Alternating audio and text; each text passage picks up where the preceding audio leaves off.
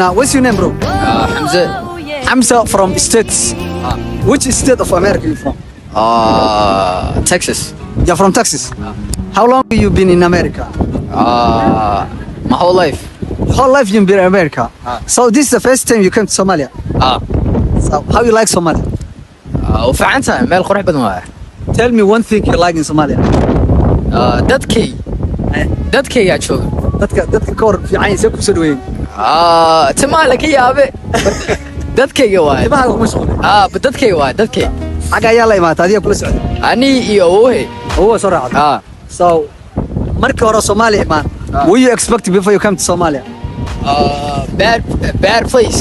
Bad place. Like what happened? What you thought is gonna happen in Somalia?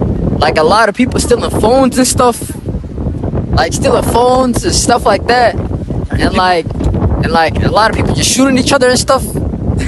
But it's not waxaas ma jirin. Pirates. Yeah. Tourists. Yeah.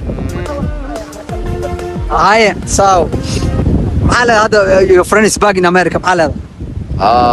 واصل يعني محل Somalia meel fiican mise meel xun. Oh. One message for your friend is back in America.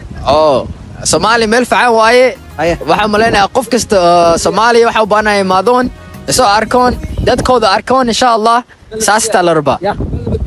Nabadda ka waran. Somalia peace or what? Peace waaye. Peace waaye. Are you dating girls in here in Somalia? May. You don't like? You are not ready to get married.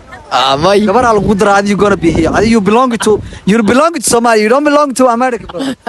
insha Allah. Haye. Bahad waxaas ma raadinay. So message ugu dambeeyay.